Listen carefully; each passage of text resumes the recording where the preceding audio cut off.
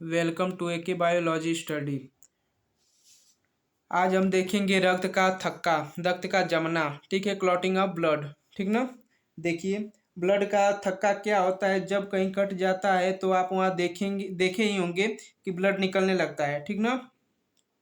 कुछ देर बाद ब्लड जम जाता है और 2 से 3 दिन बाद वहाँ पर आप देखेंगे तो एक पपड़ी की तरह क्या होता है, जम जाता है।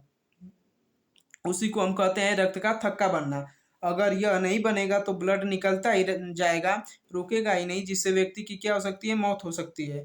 तो इसी को कटने के बाद ब्लड का रुक जाना ब्लड का थक्का कहलाता है। यह रक्त का थक्का कैसे जमता है तो इसके बारे में हम देखते हैं। ठीक ना। इसके 4 स्टेप होते हैं। ठीक है। ब्लड जमने की क्रिया को हम लोग कैस्केडिंग प्रोसेस कहते हैं। ठीक ना। ब्लड जमने की क्रिया को हम लोग कैस्केडिंग प्रोसेस कहते हैं। यह 4 मिनट का समय लेता है ब्लड जमने में। अब हम देखेंगे इन चारों में। ठीक है। सबसे पहले होता है थ्रोम्बोसाइट। ठीक ना। जिसको हम लोग प्लेटलेट भी बोलते हैं। थ्रोम्बोसाइट क्या करता है, जब कहीं पर कटता है, थ्रोम्बोसाइट क्या करता है जब कहीं पर कटता है, जैसे तो ब्लड में WBC RBC प्लेटलेट घूमता ही रहता है। जैसे कटता है तो थ्रोम्बोसाइट क्या होता है, वायु के संपर्क में आ जाता है। ठीक ना। अब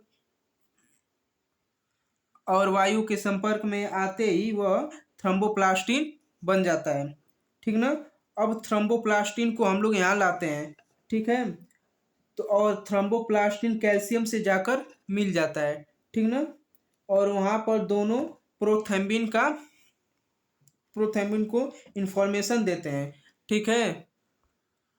अब तीसरे स्टेप में देखिए, यह थ्रोम्बिन जाकर फाइब्रिनोजेन को इंफॉर्मेशन देता है और फाइब्रिनोजेन एक्टिव हो जाता है। ठीक ना। और ये जैसे ही एक्टिव होता है तो इसे फाइब्रिन फाइब्रिन कहते हैं। ठीक है। और ये जैसे दोनों मिलकर एक्टिव होता है तो इसे क्या कहते हैं, फाइब्रिन कहते हैं।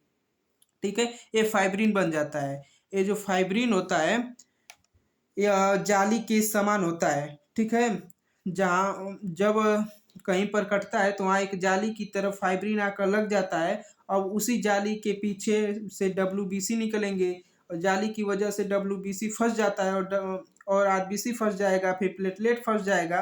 तो जैसे ये फाइब्रिन जाली जाली आकर आकर आपके कटे हुए भाग पर लग जाता है तो ये रुधिराणु RBC WBC प्लेटलेट वह वहाँ जाके धीरे धीरे फंस जाते हैं और जो तरल पदार्थ प्लाज्मा होता है वहाँ से निकल ही नहीं पाएगा, फिर वहीं पर ब्लड जम जाएगा।